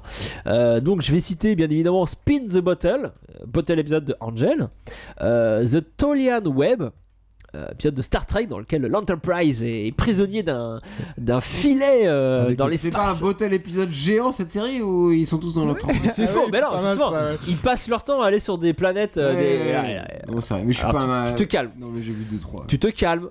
Il y a Ice, bottle épisode de X-Files. Tout à fait. C'est dans la station pôle Nord, là, de ça. Détention. Bottle épisode de Dawson. Excellente série. Alors, Dawson a des qualités et surtout, voilà, surtout des défauts. Non, c'est un épisode qui fait référence au mythique film Breakfast Club. Qui est un film que moi j'adore, je sais pas vous. Ouais, super. Complètement ouf. Il y a aussi Fly, le bottle épisode de Breaking Bad. Clément, tu adores cet épisode, peut-être tu peux nous en dire deux mots? Bah, en fait, c'est tellement au point que voilà, dès que tu veux parler d'un épisode un peu particulier, bah tu parles de celui-là. C'est le classique, l'inévitable, l'indétrônable épisode Fly. The Fly, non, comment il s'appelle? Fly tout court. Où là, bah, je sais pas, on a l'illustration parfaite. Et on nous dit effectivement sur le chat, Community aussi avait fait pas mal. J'ai pas fini ma liste. Bon, je finis ma petite liste. Donc voilà, parce que après Fly, moi il y a mon préféré qui est Out of Gas, le bottle épisode de Firefly, qui est un épisode complètement ouf. Donc on fera un épisode spécial. C'est évident que le hors-série Firefly sera sur Out of Gas, qui est un épisode magique. Il y a aussi très très bon Chinese Restaurant, le bottle épisode de Seinfeld. Vous avez vu cet épisode? Non, jamais vu Seinfeld. Ça fait longtemps. C'est très cool. Seinfeld et ses potes attendent, ils sont dans une salle, la file d'attente d'un restaurant chinois et c'est génial. Ça chie de rire. The One Where's No One's Ready, bottle épisode de Friends. Qui est un épisode en direct en plus. Voilà, en direct. Qui a été fait en direct à l'époque. L'épisode, vous voyez forcément. Côte Ouest. Pardon, excuse-moi sur Friends, je suis un peu chaud. Je suis un peu chaud sur Friends. Vas-y. L'épisode où tout le monde se prépare pour aller à une conférence de Ross, je crois. Super épisode où Joey met toutes les fringues de Chandler, par exemple. Et donc, dernier épisode aussi que je vais citer Pine Barrens de l'épisode des Sopranos. Je sais pas si vous voyez, c'est avec tu vois où ils sont dans la neige, dans la forêt là. Est-ce que c'est vraiment un beau épisode aussi quoi? C'est là du coup c'est un décor unique mais en extérieur. En extérieur, mais ils sont enfermés quand même. Ils sont enfermés en extérieur. Épisode absolument génial en plus. Ils cherchent le russe. Voilà, ouais c'est ça. Ouais. Très très bien. Avec Oncle Polly. J'adore Polly. Oui non, vite fait pour Community, c'est l'épisode 208 où ils sont tous dans la salle de révision et en fait Abed. Le héros méta qui fait tout le temps des références nous dit tout simplement, il nous explique pourquoi un beau tel épisode, qu'est-ce que c'est, et du coup maintenant le truc c'est que je sais pas si c'est à partir de la community, mais en tout cas tout le monde sait ce qu'est un bottle épisode, et même les créateurs du coup ils le font vraiment pour un souci d'économie, mais ils le font aussi consciemment. Oui. En sachant que c'est un beau épisode, il faut les fans le savent. Et les spectateurs l'attendent aussi. Les spectateurs l'attendent et le savent. Du coup, ils s'en servent comme à l'époque dans Buffy. En fait, ils le font déjà en 2002. Quoi. C'est quand même. Bon, c'est quand même un épisode assez cool, hein, et il met du temps, comme je disais tout à l'heure, à démarrer. Hein, donc là, tu parles de Holder and Far Away. Oui, pardon, revenons à Holder and Far Away. En général. La conclusion de Riley. Oui, c'est ça. Le concept qui est complètement comme le film de Louise Buñuel, en fait. Ouais, c'est le même concept. C'est les mêmes trucs. Les personnages, ils ont pas trop envie de partir les premiers pour pas être impolis. Ils commencent à s'engueuler parce que la tension monte. Et... Bon, voilà, oui. Philippe, pour ta conclusion, Riley Bah oui. Hein, Guillaume, une conclusion? Ouais, bah moi j'ai bien travaillé l'épisode. Hein, c'est donc, bien. J'ai essayé de faire une bonne analyse. Non, globalement, la saison 6, c'est quand même la saison des malaises, quoi. Je trouve que c'est une saison très dure pour tous les personnages. Hein. Willow et Tara, Anya et Alex, Buffy qui est pas bien, qui revient des morts, Dawn qui est pas bien. Et en fait, je trouvais vraiment, là, c'était très intéressant. C'est pour ça que je trouve que toute la partie avec le démon est pour moi inutile, parce que l'axe principal de cet épisode, c'est Dawn. En fait, Dawn, pendant toute la saison 5, pour moi, c'est pas un personnage secondaire, c'est un enjeu, c'est le MacGuffin, c'est le Graal d'Indiana Jones, c'est vraiment un enjeu. Ça, quoi. ouais. Et à partir le Phlebotémon, comme ils l'appellent les scénaristes de Exactement. Et c'est pour ça qu'on accepte, nous les spectateurs, son arrivée brutale, parce que c'est super bien trouvé, c'est super bien amené. Mais je trouve que à partir de la fin de la saison 5, quand Buffy se sacrifie, Dawn a perdu son intérêt. Elle devient un personnage secondaire. Et là, tout le Scooby Gang, y compris les spectateurs, se disent à quoi elle sert maintenant? À quoi elle sert? Et je pense qu'elle se pose la même question. C'est le but de la scène, la toute première scène dans la Magic Box, quoi, où elle se sent complètement décrochée. Et du coup, je trouvais ça vraiment intéressant, parce que on est en train de nous faire comprendre que non, elle est encore là. Et on verra d'ailleurs dans la fin de saison 6 que cette intrigue elle est bouclée, parce que pour une première fois en fin de saison, Buffy elle est pas face au grand méchant qui est Dark Willow, c'est Xander qui s'oppose à Dark Willow. Ouais. Et Buffy elle est avec sa sœur. Et elle se retrouve enfin, en fait. Oui, c'est une transition. Et Dawn aura d'autant plus d'importance en saison 7, où là elle aura trouvé sa place. Ce sera l'adolescente humaine qui va vivre les mêmes épreuves que sa sœur, et que sa sœur va devoir aider. Et du coup, je trouve que c'est un épisode autant pour le Scooby Gang que pour les spectateurs. Pour dire, n'oubliez pas Dawn, elle existe. Et voilà, en fait. C'est intéressant ce que tu dis. Merci. Non, mais là, pour le coup, c'est... Allons-y. Clément, t'avais quelque chose à ajouter ou pas? Oui, que cet épisode était un peu en fait une espèce de morale qui est adressée Forever confirme que Dawn est génial en saison 7. Qui est une morale adressée aux parents d'adolescents, voilà. Tu sais quoi, on peut même résumer par laisse pas traîner ton fils si tu veux pas qu'il glisse. Mais voilà, finissons. Fini par du NTM. Finissons en chanson, forcément. Non, très belle conclusion. Laisse pas traîner ton fils si tu veux pas qu'il glisse. C'est méditer ça, les amis. Maintenant, nous allons passer, si vous le voulez bien, à la rubrique de l'invité. What are you doing? My boyfriend. Go away. Psychologically, this is fascinating. Doesn't it make everyone want to lock them in separate rooms and do experiments on them? Naked girls, naked women, naked Buffy. Oh, stop me. Which question do you want me to answer first? Donc Guillaume, c'est à toi. Merci. Et en fait, c'est quoi déjà? Alors, c'est ta rubrique. Tu mesures combien? Tu fais quel poids? Slip ou caleçon? Tu vas nous faire une petite danse là devant la caméra? Non, on rigole. Alors, rubrique de l'invité. Donc, qu'est-ce que t'aimes dans Buffy, tout ça? Et surtout, on va commencer. Première question. Qu'est-ce que tu fais en dehors de Buffy? On va te demander ça aussi. Mais première question qui va nous permettre de déceler un petit peu ce que tu es. Quel est ton épisode préféré de Buffy? Alors, c'est très marrant parce qu'il est dans... je sais pas si c'est mon épisode préféré, mais c'est celui qui m'a le plus marqué. Celui qui m'a empêché de dormir. Et c'est très curieux parce qu'il est dans la saison 6, que c'est une des saisons que j'aime le moins. C'est l'épisode 19 de la saison 6. Celui où Buffy, elle se fait piquer par un démon et elle se retrouve dans un asile. Ah, Normal Again. Ah, oui. Dans tout l'épisode, je l'ai vu que 2 fois, hein, mais ça m'a marqué. En fait, à la fin, quand l'épisode finit, J'ai douté en fait. Il y a un doute, bah c'est vrai, c'est le but, toi. Et ça a remis pour moi, ça a remis en question les 6 saisons, les 6 saisons précédentes, quoi. Ça, c'est très cool. Et en fait, voilà, ça m'a marqué. Alors, parle-nous un peu de Purgatoire. Donc, c'est une web-série. Qu'est-ce que tu fais sur cette web-série? Alors, je l'ai créée avec un pote. Charlie, coucou si tu nous écoutes. Donc c'est une web-série où je suis scénariste et acteur en fait. Voilà. Et je me suis créé mon rôle parce que c'est cool. Pour jouer, ouais. Et pour jouer, voilà. Exactement. C'est pas mal.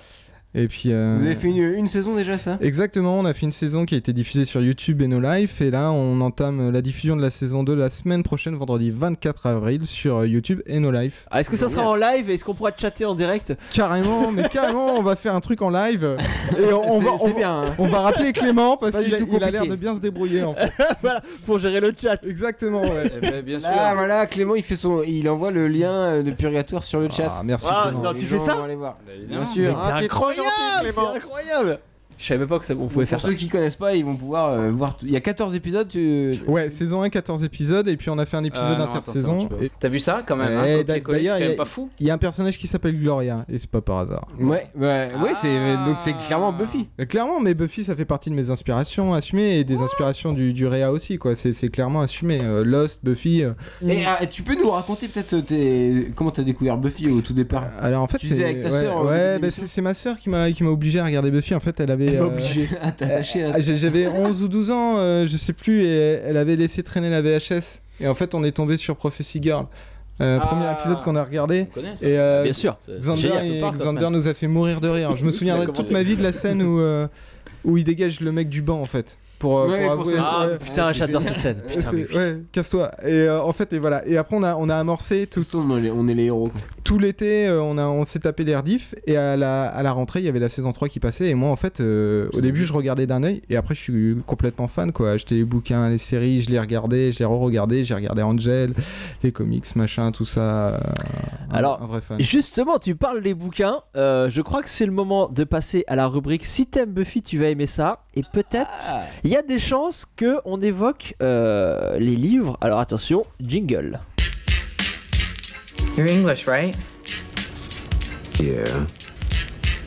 I've seen every episode of Doctor Who. For God's sakes, Andrew, you've been in here for 30 minutes. What are you doing? Entertaining and educating. Well, why can't you just masturbate like the rest of us? Guillaume va nous parler des livres Buffy. Ouais, bah comme je l'ai dit, j'étais quand même un méga fan de Buffy. Donc en fait, voilà, quand j'étais jeune, que j'étais au collège, quand j'avais les encouragements, les félicitations, mes parents ils me donnaient un peu d'argent. Donc ça me motivait à avoir les encouragements et les félicitations.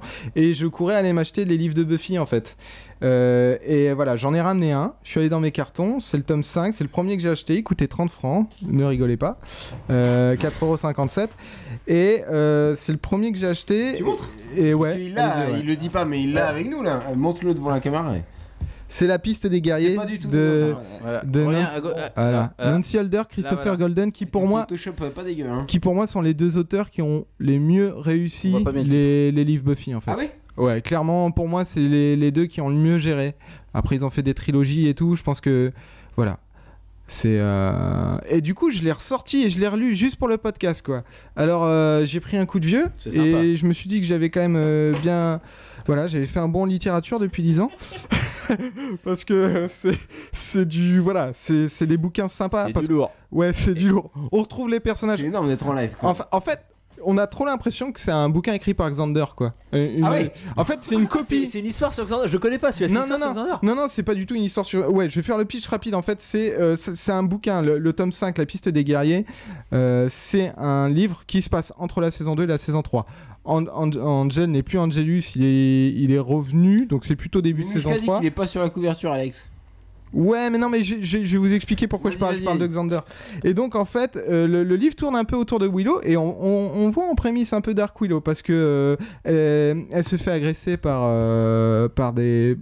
tout simplement dans la rue par des Kaira et du coup elle va comprendre que du groupe du Scooby Gang c'est la seule à pas avoir de pouvoir de capacité et qu'en fait elle est assez faible et ils vont visiter un musée, elle va se couper avec un sabre chinois et elle va être possédée par un démon chinois et du coup elle va devenir mauvaise. Ils abordent des thèmes déjà vus dans la série en fait, dans les bouquins. Ouais, en fait c'est des thèmes déjà vus, mais ça va pas plus loin que la série finalement.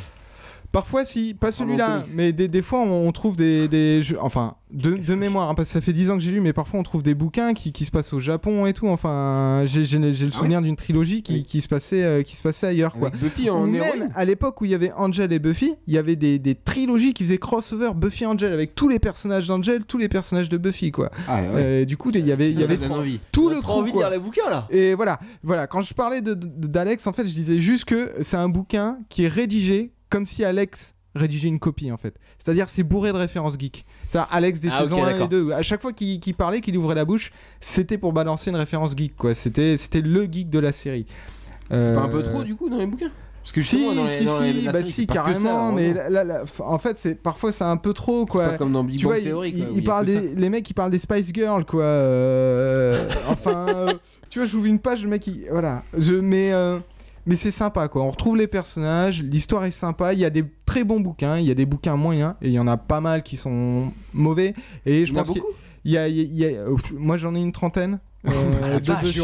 D'accord. J'en ai une dizaine d'Angel et pour tout vous dire, je pense qu'il y a des soucis de traduction parce que c'était pas très soigné à l'époque. Ouais, moi c'est ce que je pense aussi. Ouais, j'en ai lu quelques-uns et ouais, la trad est sale, quoi. Traduction de Observateur, c'est ça. Et traduit par Gardien, c'est moche. Et il tutoie Buffy, tutoie Giles.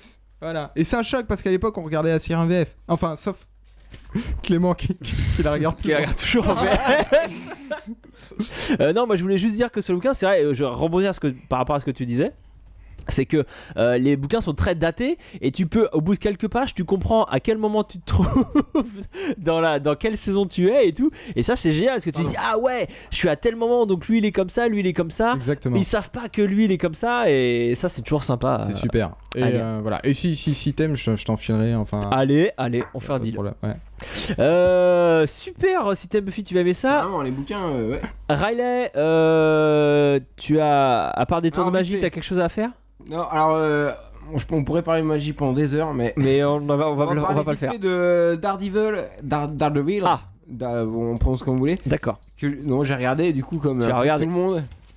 Mais j'ai pas tout vu, j'ai vu que les deux premiers épisodes. Et le troisième? Bon, le troisième j'ai dormi, mais il était tard. Il était très tard. Donc, j'ai dormi un peu. Mais alors les deux premiers, parlons juste des deux premiers. Mais je suis quand même à fond. Donc c'est écrit par Drew Goddard. Sartman. Alors oui, il nous dira après. Pourquoi tu en parles alors que c'est le système Buffy, tu vas aimer ça? Voilà, donc c'est écrit par Drew Goddard et Steven S. D. Knight, qui sont les deux anciens. On sait pas trop qui est le showrunner, c'est des anciens de Buffy, bien sûr. Et donc c'est la série de Netflix Marvel's Daredevil qui est sortie vendredi dernier. Bon, c'est au niveau mise en scène, image, acting, jeu d'acteur et tout, c'est top. Franchement, c'est carré. Propre, ouais. Il y a le mec qui fait Foggy, moyen. Mais bon, le Matt Murdock, le héros, est vraiment cool. Toi, t'as vu Sartman jusqu'au 2 quand même? J'ai vu les deux premiers, ouais. Il y a un combat assez incroyable à la fin du deuxième. Ouais. Il y a un truc en fin d'épisode. Non, mais ce qui est bien dans ces combats, parlons juste un peu des combats parce que j'aime bien ça dans les séries. Là, Daredevil, il est fatigué, il est crevé quand il donne un coup. Déjà, il est blessé quand il va chercher la bagarre à la fin, mais. Entre les coups, voilà, c'est entre guillemets réaliste. Il fait pas des trucs de super-héros comme les Avengers vont faire. Ouais. Bah, juste pour préciser, faut absolument qu'on parle de Banshee un jour. Les Boston dans Banshee. Absolument qu'on en parle. T'as vu, il dit comme si t'en parlais pas à chaque fois.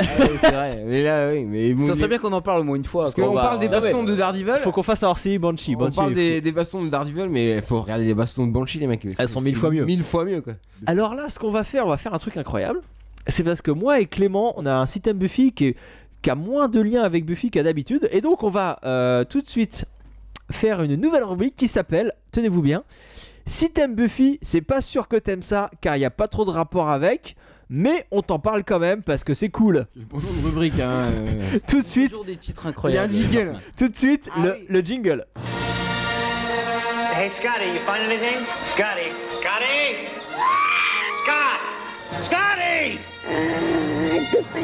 You bastards! Why are you torturing me like this? That is the stupidest thing I ever heard of. Voilà, donc Clément. On découvre le jingle en direct. Mortel. Clément, est-ce que t'as aimé ce jingle? C'était cool, ouais. Je savais que ça te plairait. Ah ouais, bien vu. Donc, je vais commencer. En plus, si t'aimes pas trop Buffy, ça va peut-être te plaire, mais c'est pas sûr que si tu vas aimer ça, on t'en parle parce que c'est très cool. Quel bon nom, est en référence au jingle. Moi, je vais vous parler de Star Wars Rebels. C'est une série animée de Disney Channel. C'est un énième produit dérivé de l'univers Star Wars. Donc il y en a des milliers. C'est très calibré pour les gamins. Un peu comme Clone Wars. En plus, le personnage principal est un gamin. Les scénarios sont pas dingues, hein, mais voilà, c'est un régal pour les fans de la trilogie originale Star Wars, parce qu'il y a un max de références aux 3 premiers films. Alors il y a des références dans les décors, dans la musique, même dans la réalisation. Parfois il y a des scènes mythiques des films qui sont carrément reprises plan pour plan. C'est un cadeau pour les fans. Donc si vous aimez Star Wars, allez-y. Et alors vous allez me dire, c'est quoi le rapport avec Buffy? Ouais, carrément. Alors ton jingle fait débat sur le chat. Il y a des gens qui adorent, d'autres qui n'aiment pas. Mon jingle est parfait. C'est jingle, je l'ai fait pour Clément. Si vous aimez pas, vous voyez. Il est génial. Non. Alors donc, ça m'a plu. Le rapport, le léger lien de Star Wars Rebels avec Buffy, c'est que le mari de Sarah Michelle Gellar, Freddie Prinze Jr. fait une voix. C'est un livre de cuisine apparemment. Non. Sarah Michelle Gellar aussi. Mais laissez-moi parler. Il fait plus rien. Il fait un livre de cuisine. Il joue dans plus rien. Mais ferme-la, putain. Il fait une voix dans Star Wars Rebels. Et figurez-vous que Sarah fera une voix dans la saison 2 de Star Wars Rebels. Ah oui. Mais ça c'est vrai, j'ai vu. Il est pas mal le lien quand même, hein. Bien vu. Et puis on se demande comment elle a trouvé son taf. On se demande, hein. Piston et compagnie. Et cette saison 2, quand on voit la fin de saison 1, on a hâte de voir la saison 2 sans trop vous spoiler. Et voilà, c'est très cool. Donc c'est pas fait pour les fans de Buffy, hein, je le dis, c'est pour les fans de Star Wars. Mais si t'es fan de Star Wars, c'est obligé, tu vas aimer ça parce que c'est bourré de références, c'est cadeau. Puis même ça va plus loin, ils ont repris en fait des concepts abandonnés de Star Wars de la première, du tout premier film en fait, qu'ils ont juste réinjecté dans celui-là. Donc ils se sont mis les fans de la première heure, les nouveaux dans la même poche. Ils ont été très très malins. Mais cela dit, oui tout à fait, je suis tout à fait d'accord avec toi, c'est sympa. À toi Clément, ton si t'aimes Buffy, c'est pas sûr que t'aimes ça, mais c'est pas trop de rapport, mais on t'en parle quand même parce que c'est cool. Voilà. Non, on va pas faire à chaque fois le jingle. Cette fois le jingle. Non, moi je vous recommande en fait le site d'un concept artist and illustrator, enfin d'un artiste qui s'appelle Jacob. Un dessinateur quoi. Un dessinateur, concept art. Jacob Rosalski. Vous tapez son nom et vous tomberez sur des illustrations plutôt incroyables que moi j'ai vraiment beaucoup apprécié. On les montre en direct. Voilà, et quel lien avec Buffy me direz-vous? Eh bien ce mec nous présente un bestiaire de créatures fantastiques que je trouve assez proche de celles qu'on trouve dans Buffy en fait. Et en plus c'est vraiment vraiment beau à voir, donc je vous recommande ça si vous aimez les univers. C'est pas du steampunk, mais pour le coup il n'hésite pas à intégrer des univers de mecha traditionnels dans un contexte de guerre de la guerre de Seconde Guerre mondiale, dans les Balkans notamment. Enfin bref, tout ça est assez vraiment intéressant à voir. C'est fait à la peinture en plus, c'est beau. Et le lien avec Buffy existe, quoi qu'on en dise. Donc ça n'a rien à foutre. On le mettra c'est un peu léger. Voilà. Oui, bien sûr, on le mettra sur l'article. Bon, très bien, faites-le, mais ça va être l'heure de se quitter, messieurs. Non, et si c'est l'heure.